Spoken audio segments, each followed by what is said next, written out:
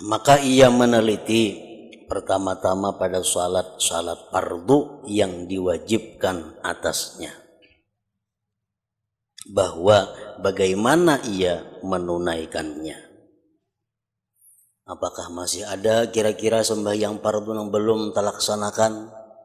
Apakah masih ada kira-kira hutang sembahyang fardu? Nah, selama masih ada hutang sembahyang fardu, maka kita tidak diperkenankan melaksanakan sembahyang sunat. Selama masih ada qadaan sembahyang fardu, maka waktu hendaknya digunakan untuk membayar qadaan. Tidak dibolehkan menggunakan waktu untuk hal-hal yang sunat, karena membayar hutang yang wajib itu adalah hukumnya wajib.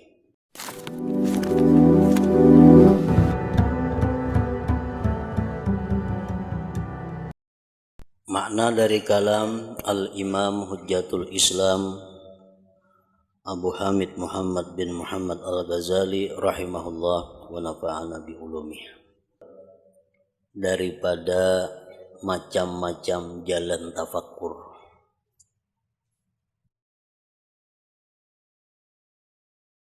perbuatan taat. Perbuatan taat merupakan satu jalan di antara jalan-jalan tafakkur.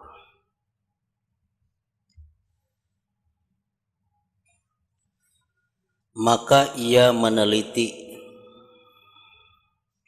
pertama-tama pada salat fardu yang diwajibkan atasnya, bahwa bagaimana ia menunaikannya. Nah, ini termasuk di antara jalan tafakkur. Kita memikirkan tentang bagaimana sembahyang fardu yang kita laksanakan itu. Bagaimana cara menunaikannya.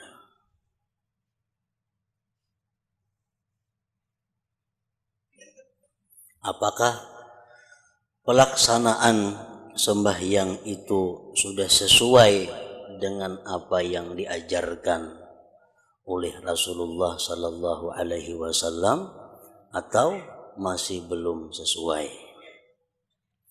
Nah, itu hendaknya kita pikirkan, kita tafakkurkan tentang perilaku daripada sembahyang itu.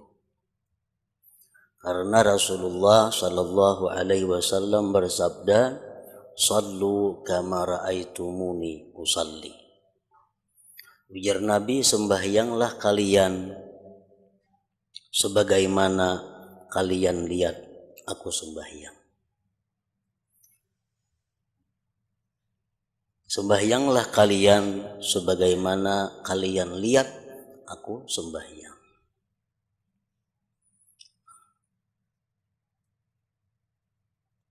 Tidak mungkin kita bisa melihat sembahyang Rasulullah sallallahu alaihi wasallam karena kita kada berjumpa pada satu masa dengan beliau. Tetapi apa-apa yang diterangkan oleh para ulama di dalam kitab-kitab fikih itu menjelaskan bahwa bagaimana sembahyangnya Rasulullah sallallahu alaihi wasallam. Nah, jalan tafakkur di situ adalah kita meneliti bagaimana cara pelaksanaan sembahyang kita selama ini. Sudah paskah kita sujudnya? Sudah paskah kita rukuknya? Sudah cukukkah bacaan-bacaan kita? Sudah cukukkah caranya tasyahud akhir, tasyahud awal, mengangkat takbir? Nah, itu disuruh kita meneliti, tafakkur.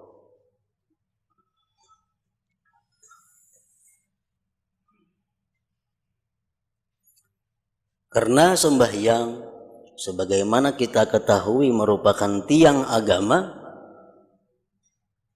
dan sembahyang itu merupakan pokok daripada segala amal ibadah yang lainnya. Rasulullah sallallahu alaihi wasallam bersabda, "Man laqiyallah wa huwa mudayyi'un lis-shalah lam ya'ba illah bi syai'in min hasanatihi." Barang siapa berjumpa Allah, artinya barang siapa mati sedangkan dia masih selama hidupnya menyia-nyiakan sembahyang, maka Allah tidak peduli dengan sesuatu dari kebaikan-kebaikannya yang lain. Nah, maka itu meneliti kembali, berpikir kembali tentang bagaimana pelaksanaan sembahyang kita itu merupakan sesuatu yang mesti dilakukan. Dalam hadis yang lain Rasulullah menyatakan, "Awwalu ma yunzaru min amalil 'abdi yaumal qiyamah as-shalah in wujidat tammatan qubilat minhu wasairu amalih wa in wujidat naqisatan ruddat alaihi wasairu amalih." Awal yang dipandang dari amal perbuatan hamba pada hari kiamat adalah sembahyang. Jika didapat sembahyang itu sempurna, maka diterima sembahyang daripadanya dan diterima pula sekalian amal kebaikannya. Jika didapat itu sembahyang kurang, maka sembahyang itu ditolak atasnya dan ditolak seluruh amal kebaikan.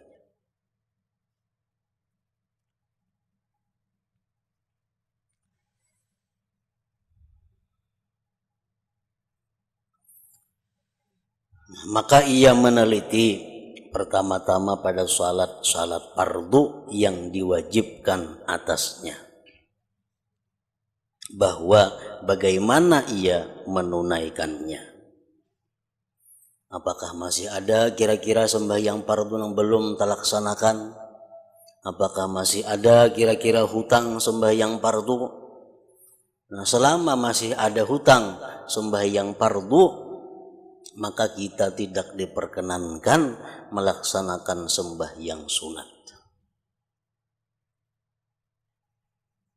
Selama masih ada qadaan sembahyang fardu, maka waktu hendaknya digunakan untuk membayar qadaan. Tidak dibolehkan menggunakan waktu untuk hal-hal yang sunat, karena membayar hutang yang wajib itu adalah hukumnya wajib. Nah, jadi mulai kita akil balik, mulai umur 15 tahun laki-laki, kita disuruh berpikir ulang, berpikir mengenai pelaksanaan sembahyang itu. Bagaimana ia menjaganya dari kekurangan dan keteliduran. Kalau sembahyang kita dapati bahwa sembahyang kita kadada hutang, rasanya rasa kadada hutang bang, masa sembahyang aja terus. Nah, kemudian kita berpikir tentang kekurangan-kekurangan yang ada di dalam pelaksanaan sembahyang, baik kekurangan secara zahir maupun kekurangan secara batin. Kekurangan secara zahir umpamanya meninggalkan yang sunat-sunat. Nah, itu kekurangan secara zahir. Seperti sembahyang umpamanya kada bersurah-surahan, langsung Fatihah aja ruku, Fatihah ruku, kada ada surah-surahnya. Nah, ini satu kekurangan. Itu yang zahir. Nah, kemudian kita berpikir lagi tentang kekurangan-kekurangan yang batin daripada sembahyang. Kekurangan batin adalah seperti khusyuk. Nah, bagaimanakah kekhusyuan kita selama ini? Kalau bisa kita persin, umpamanya berapa persen khusyuk kita dari sembahyang yang 4 rakaat itu? Nah, disuruh tafakkur, memikirkan itu. Rasulullah bersabda, la yanzurullah ila salatin la yuhdirur rajulu biha qalbahu ma'a badanihi. Allah tidak menengok, Allah tidak memperhatikan kepada sembahyang yang tidak menghadirkan seseorang pada sembahyang itu hatinya beserta badannya. Artinya kalau kita sembahyang itu hati kita melayang keluar daripada badan, Allah kada akan menengok sembahyang itu. Jadi hati di dalam sembahyang itu mesti mengikuti gerak-gerik sembahyang. Kalau badan kita ruku, hati ikut ruku. Badan kita sujud, hati ikut sujud. Badan kita berdiri, hati ikut berdiri. Nah, itu ngarannya hati kada keluar daripada badannya. Kalau kita sujud tapi hati kita memikirkan di rumah, ngarannya hati berpisah dengan badan kita. Kita ruku, hati kita di pasar, berarti hati kita berpisah daripada badannya. Nah, Allah kadang memperdulikan sembahyang seorang hamba yang seperti itu. Nah, itu perlu dipikirkan juga. Perlu dipikirkan. Bagaimana ia menjaganya dari kekurangan dan keteliduran. Atau bagaimana ia menambal kekurangannya dengan banyaknya salat-salat sunat.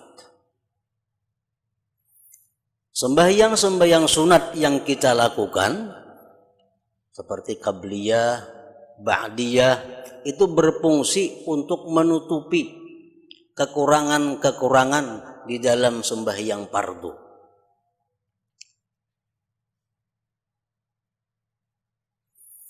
Nah, kita disuruh berpikir bagaimana sembahyang sunat kita. Apakah terlaksana qabliyahnya, ba'diyahnya. Nah, jadi memikirkan hal-hal yang seperti itu merupakan berpikir yang bernilai pahala. Berpikir seperti yang tadi itu lebih baik daripada ibadah setahun. Kita duduk, kita berpikir, wah sembahyangku ini kayak apa selama ini? 4 rakaat sembahyang, paling-paling sarakaat nang husuk, paling-paling setengah rakaat nang husuknya, nang lainnya kada tahu lagi kemana arahnya. Nah, berpikir seperti itu.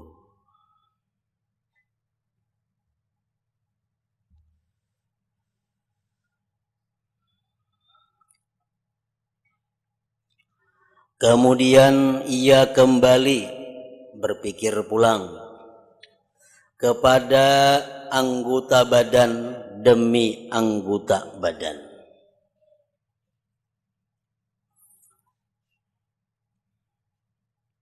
Maka ia bertafakur tentang perbuatan-perbuatan yang berkaitan dengannya daripada yang dicintai oleh Allah Ta'ala. Memikirkan anggota-anggota badan, apa yang dia lakukan yang dicintai oleh Allah Subhanahu wa Ta'ala.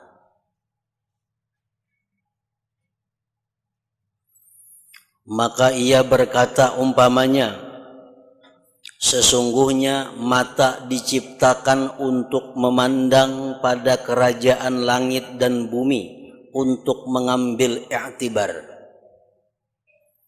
Salah satu fungsi daripada mata adalah melaksanakan perintah Allah, memandang kepada ciptaan Allah agar ingat kepada yang menciptakannya. Itu salah satu fungsi diciptakan mata. Memandang kerajaan langit dan bumi, memandang makhluk-makhluk yang melata di muka bumi, dengan pandangan i'tibar, dengan pandangan yang mengambil pelajaran, artinya itu termasuk perintah daripada agama. Maka ia berkata umpamanya, sesungguhnya mata diciptakan untuk memandang pada kerajaan langit dan bumi, untuk mengambil i'tibar. Allah berfirman dalam surat Al-Ghasyiyah, afala yanzurun ilal ibili kaifa khuliqat wa ilas sama'i kaifa rufi'at wa ilal jibali kaifa nusibat wa ilal ardi kaifa sutihat. Contohnya, apakah mereka tidak memandang? Apakah mereka tidak menggunakan mata kepada unta? Kepada unta, kaifa khuliqat, bagaimana unta itu diciptakan oleh Allah Subhanahu wa taala. Unta adalah salah satu binatang yang menakjubkan. Unta salah satu binatang yang ajaib daripada binatang-binatang lainnya. Nah, Allah menyuruh kita, apakah mereka itu kadang menggunakan mata untuk melihat unta? Bagaimana unta itu diciptakan oleh Allah Subhanahu wa taala. Nah, para ulama tafsir menjelaskan kenapa Allah Subhanahu wa taala mencontohkan unta, karena mencontohkan kuda. Padahal kuda sangat terkenal di tanah Arab di samping unta. Ada lagi himar, keledai. Ada lagi bagal. Tapi yang disebut Allah unta. Nah, para ulama tafsir menjelaskan bahwa di antara kelebihan unta daripada binatang-binatang lainnya itu adalah bahwa unta ini mampu berjalan mengangkut manusia dan mengangkut barang perjalanan yang sangat jauh yang memakan waktu berbulan-bulan. Itu unta aja nang kawa. Kalau sapi ada tahan. Nah, ini keunggulan unta. Kelebihan si unta itu dia berjalan berbulan-bulan membawa beban yang berat. Nah, kemudian kelebihan unta daripada yang lain yang kita pandang sebagai i'tibar, keajaiban ciptaan Allah Subhanahu wa taala, bahwa unta ini mampu memakan rumput apa aja dimakannya, walaupun rumput itu berduri, itu dimakannya. Kalau binatang lain rumputnya berduri ada sanggup memakan, kalau unta nang berduri ke rumputnya nang kayak apa, asal ada rumput dimakannya. Jadi ususnya unta itu tahan lawan duri. Parutnya unta tahan lawan duri-duri ini tuh ada bapaknya. Kelebihan yang ketiga, unta itu mampu berjalan, bertahan, kada minum setengah bulan. Di padang pasir, nah, jalan setengah bulannya kawa kada minum. Kalau binatang lain 3 hari bisa mati sudah ada minuman. Makanya Allah menyuruh kita memandang kepada unta.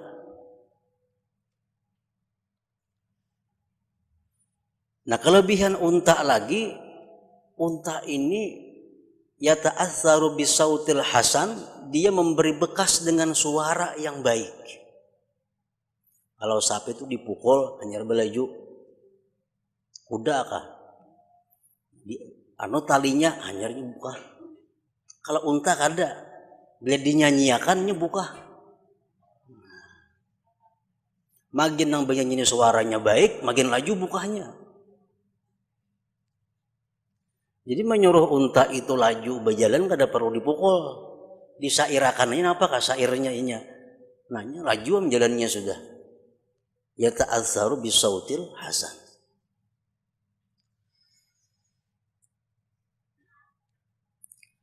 Nah, diceritakan bahwa pernah terjadi 2 ekor unta membawa barang yang berat. dari Syam menuju Mekah. Lalu si budak ini yang membawa unta mengawal barang ini suaranya baik. Sampai di satu tempat, di tempat itu sampai ke Mekah memerlukan waktu 4 hari. Acara normal unta dari tempat itu sampai ke Makkah 4 hari. Kenapa si budak ini suaranya sangat bagus, ahli syair budak ini. Begitu unta berangkat, si budak tadi bersyair sepanjang jalan. Bersyair 2 hari sampai. Begitu sampai ke Makkah, mati keduanya untanya. Rupanya kalau jum jalan tuh kalau pahalinya.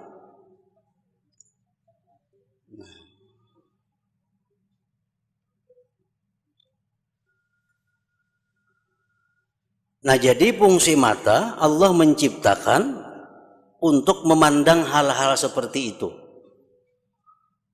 Keajaiban ciptaan Allah Subhanahu wa taala yang menunjukkan kehebatan dan kekuasaan penciptanya.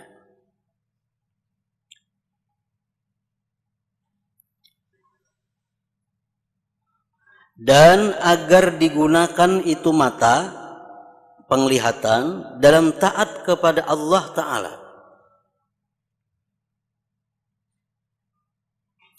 Dan memandang pada kitab Allah dan sunnah Rasulullah Sallallahu Alaihi Wasallam. Kita membaca Al-Quran menggunakan mata. Itu menggunakan mata dalam hal ibadah. Kita membaca Al-Quran dengan melihat Al-Qur'annya itu mensyukuri nikmat mata. Rasulullah sallallahu alaihi wasallam bersabda, qiraatur rajul al-Qur'ana fi ghairil mushafi alfu darajah wa qiraatuhu fil mushafi yudha'ifu dzalik ila alfai darajah. Seseorang membaca Quran berhafal itu menaikkan derajatnya 1000 derajat. Seseorang yang membaca Al-Quran, memakai mushaf, memakai Al-Quran sambil memegang, membaca, melihat Al-Quran, itu melebihi yang demikian sampai kepada 2000 derajat. Nah, dengan adanya kita membaca Al-Quran itu lalu menggunakan mata untuk ibadah kepada Allah. Ada lagi hadis yang mengatakan fadlu qiraatil Qur'an nazara ala man yaqra'uhu zahira kafadil faridah 'alan nafilah. Keutamaan membaca Quran sambil melihati huruf-hurufnya itu sama lawan sesuatu yang fardu dibanding yang sunat. Orang yang membaca Al-Quran dengan menggunakan Al-Quran dibanding lawan orang yang bahapal, pahalanya sama ibadah fardu dengan ibadah sunat.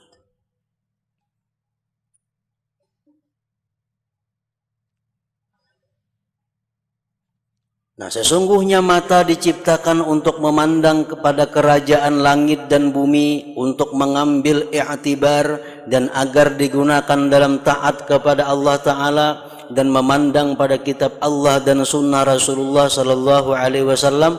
Dan saya mampu menyibukkan mata, saya mampu menggunakan mata dengan mutalaah Al-Quran dan sunnah, lalu mengapa saya tidak mengerjakannya? Itu yang dipikirkan.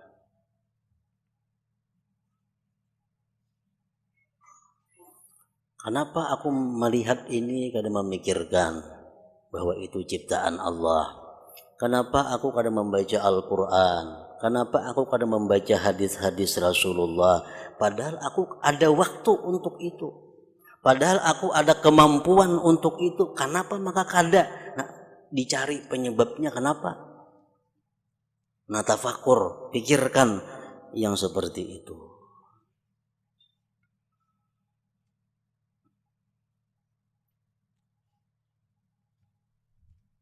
Dan saya mampu menyibukkan mata dengan mutalaah Al-Quran dan Sunnah. Lalu mengapa saya tidak mengerjakannya? Pasti ada masalah. Kenapa kulir membaca Quran?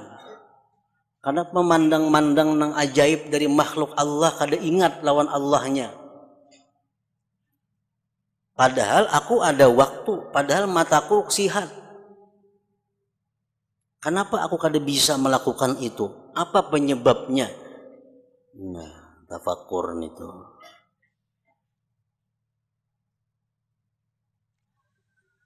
Dan saya mampu memandang kepada si fulan yang taat dengan mata takzim, dengan pandangan memuliakan.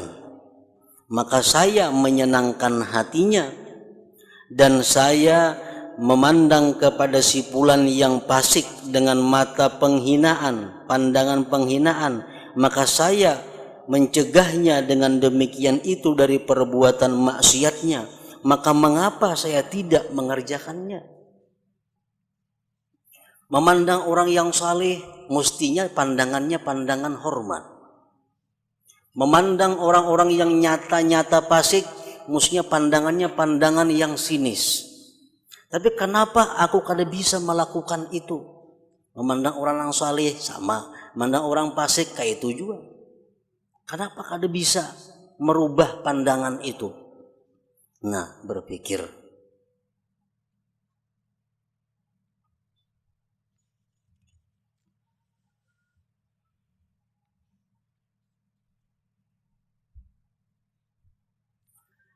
Dan seperti itulah ia berkata pada pendengarannya. Tadi mata, ini pendengaran. Sesungguhnya saya mampu mendengar perkataan orang yang amat sedih, orangnya tertinggal.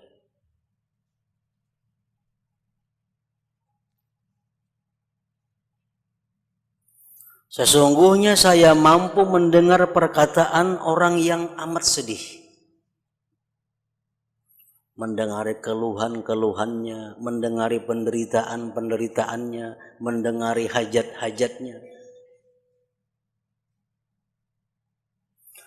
Atau mendengar hikmah dan ilmu. Atau mendengar bacaan Al-Quran dan zikir. Lalu mengapa saya mengusungkannya? Ada talingaku kada tuli. Waktuku ada untuk mendengari ilmu, mendengari Quran. Kenapa aku kada sampat itu? Mendengar Al-Quran itu adalah cahaya yang masuk ke dalam hati. Ibnu Abbas mengatakan demikian. Kita mendengar bacaan Al-Quran, walaupun kita kadang mengerti apa yang kita baca, tapi itu ada cahaya yang masuk ke dalam hati kita.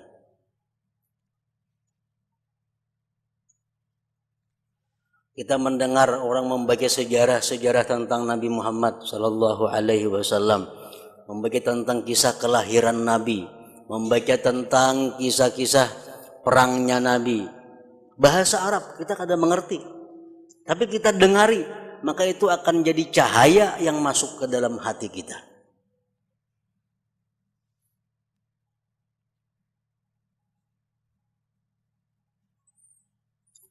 Nah, kenapa saya mengusungkannya? Kenapa kada tertarik mendengarnya? Itu mesti jadi bahan pemikiran.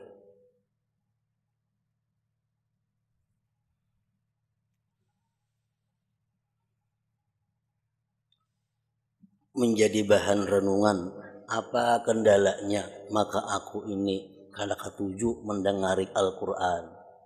Apa sebabnya aku ini kada katuju mendengari ilmu? Apa masalahnya?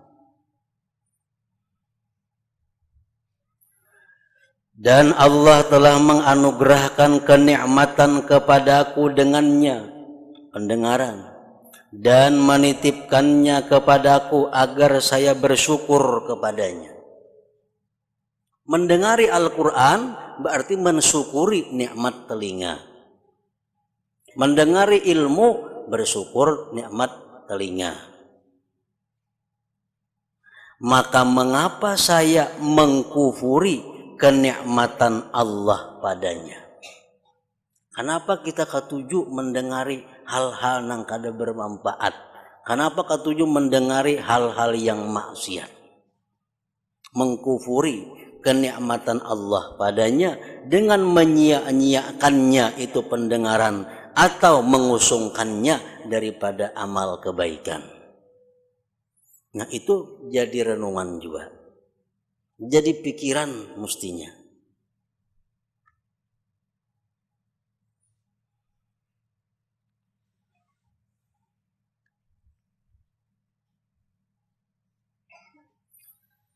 Dan begitu pula ia bertafakkur tentang lisan.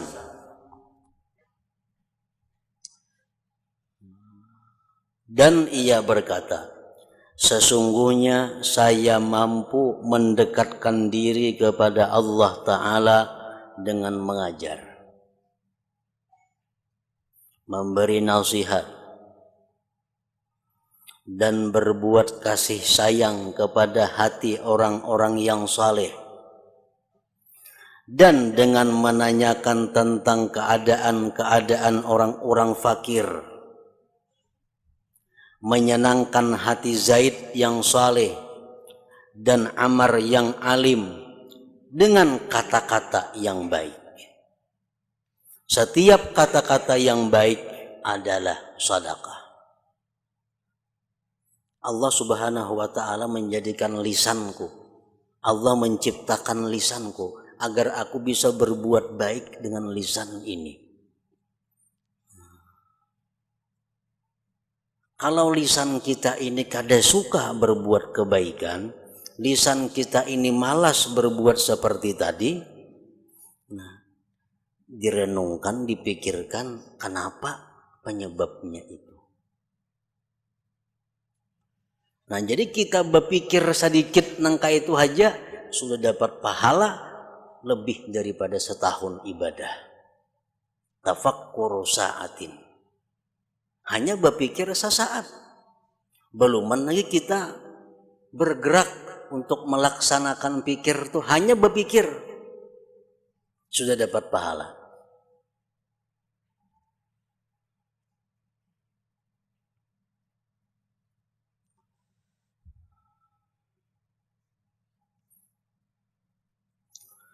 Dan begitu pula ia bertafakkur tentang hartanya. Maka ia berkata, saya mampu bersedekah dengan harta anu. Hartaku yang itu bisa ku sedekahkan. Karena saya tidak memerlukannya. Karena aku kada terpakai juga itu. Bila mana saya memerlukan kepadanya, maka Allah Ta'ala menganugerahkan kepadaku seperti itu. Dan kalau saya memerlukannya sekarang, maka saya kepada pahala mengutamakan orang lain itu lebih memerlukan daripadaku kepada harta itu. Harta ini mestinya kusedekahkan, karena hartanya kada terpakai. Yang itu mestinya ku beriakan karena kada ada gunanya juga, berujung malah pahima urus. Yang ini harta, memikirkan itu dicari penyebabnya, kenapa sampai saat ini aku kada mampu menyedekahkan itu, kenapa kada sanggup menyedekahkan itu.